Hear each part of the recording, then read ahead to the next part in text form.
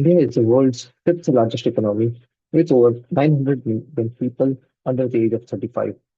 I'm Shremurthy, 2501436, and today I want to walk you through a critical structural challenge in India's growth story, the missing middle.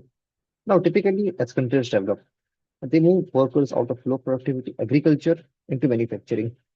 That's how large scale employment gets created. But that pathway is now under pressure. Globally, manufacturing is becoming less labor intensive. AI, robotics, and machine vision are changing the link between output and employment. China built its middle class on factory led growth, but that model is now becoming harder to replicate. And India has an added challenge. Too many small firms, very few mid-sized ones, and just a handful of large ones. So the question is, can India industrialize before automation reduces the need for industrial labor itself? To understand this missing middle, we need to go back to the pre-1991 policy regimes. As Arvind Panagria explains, industrial policy created distorted incentives. Small-scale industry reservations protected small firms, but also discouraged them from growing. At the same time, industrial licensing restricted the larger ones. The result was a bimodal structure. Many small firms, a few larger ones, but nothing in between. Post 1991, the reforms removed product market distortions, but factor market distortions remain. Labor laws made it difficult for the firms above certain threshold to adjust their workforce. So the firms responded rationally: stay small, stay informal, and avoid crossing those thresholds. Now layer AI on top of this. Uh, Earlier, scaling output meant hiring more workers. Today, that relationship is completely weakening. Firms can increase their output without proportionately increasing employment because automation substitutes labor. This creates a very serious tension. India needs manufacturing to absorb 8 to 10 million workers every year. But technology is reducing its capacity with it. So, this is no longer just an inefficiency, it's a structural constraint on employment generation. So, what should policy do? First, labor market reforms remain foundational. The labor codes aim to increase flexibility, but unless firms can scale without fear of rigid constraints, they won't grow. Second, we need to shift from AI replacing workers to AI augmenting workers.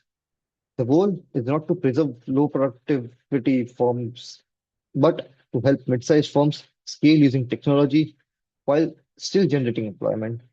This means MSME policy should focus on AI-assisted quality control, predictive maintenance, and workflow optimization, essentially a human plus AI model.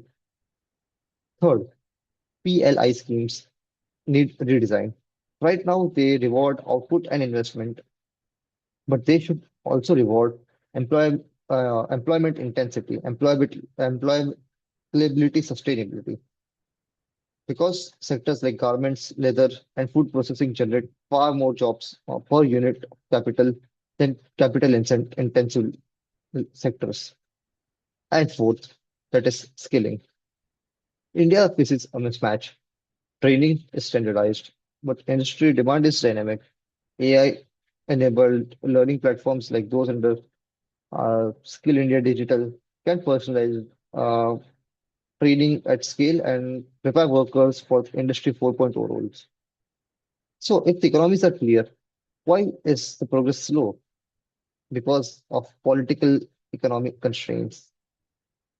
Labor reforms face resistance, land reforms are sensitive, and states control implementation.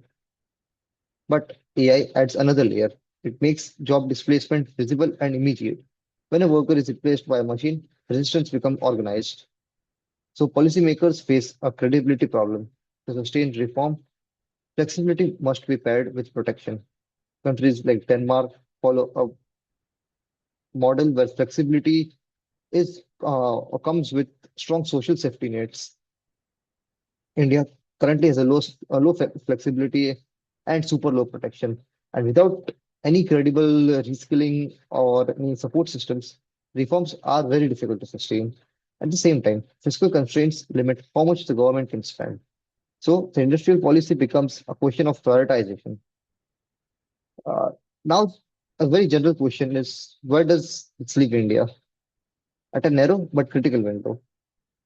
The China plus one opportunity is real. The demographic dividend is real, but so is the shift toward automation. The missing middle was already a challenge. AI has now made it time sensitive. India doesn't need to choose between, say, jobs or technology. It just needs institutions that enable both. Because the future of manufacturing will not be built on cheaper labor alone, but on productive labor working alongside the intelligent capital. And ultimately, the question is not whether India can industrialize, but whether it can do it fast enough and smart enough before the nature of industrialization itself changes. Thank you.